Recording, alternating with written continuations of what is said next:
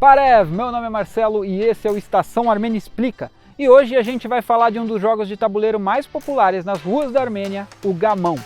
E apesar de também existir no Brasil, não é todo mundo que conhece o jogo, então eu vou dar uma explicadinha bem resumida aqui nas regras. O Gamão é um jogo de duas pessoas, o tabuleiro tem 24 casas, que são esses triângulos, e cada jogador tem 15 peças. Para movimentar essas peças são usados 2 dados.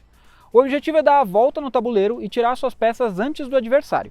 As peças do adversário se movimentam em sentido contrário e é possível comer a peça do adversário e fazer ela voltar do começo ou bloquear o movimento usando suas peças. Ou seja, é um jogo que tem um fator de sorte, mas principalmente muita estratégia. Conhecido como um dos jogos de tabuleiro mais antigos da história, existem referências a jogos muito parecidos com o Gamão em achados de quase 5.000 anos na Mesopotâmia. Mas o registro histórico mais antigo das regras atuais do jogo é do século VII depois de Cristo em Roma. E o jogo não é só popular na Armênia, como em toda a região. Na Turquia, Geórgia, Grécia, Azerbaijão, no Irã, no Iraque, entre outros, em todos esses países você vai encontrar pessoas jogando Gamão nas praças da cidade. E claro, cada país tem sua forma de chamar o jogo. Na Armênia o jogo é chamado de Nardi, a palavra vem do persa Nard. Tem duas formas de jogar o Nardi, a curta, em que tem regras iguais às do Gamão que a gente conhece no Brasil, e a longa, em que todas as pedras de cada jogador começam em uma só linha, uma peça sozinha bloqueia o adversário e dados com números repetidos não dobram os movimentos. Tenta jogar com essas regras que depois você vai entender por que ela é chamada de longa. E embora por muito tempo tenha sido um esporte majoritariamente masculino, ele tem se popularizado entre as mulheres nas últimas décadas. Dos 300 membros da Federação Nacional de Nardi na Armênia, 100 são mulheres. Existem alguns torneios internos no país e alguns jogadores se destacam até em competições internacionais, como é o caso do campeão mundial e presidente da Federação Armênia de Gamão, Ratik Melikian. Os tabuleiros podem variar de modelos simples até os mais elaborados e caros, entalhados em madeira. Para simbolizar a relação dos armênios com o jogo, existe uma estátua no centro de Yerevan para homenagear os jogadores de Gamão das ruas da cidade. E hoje eu convido o Heitor para vir aqui contar a experiência dele com o Gamão quando ele viajou pela Turquia e Armênia. Fala Marcelo, fala pessoal do Estação Armênia.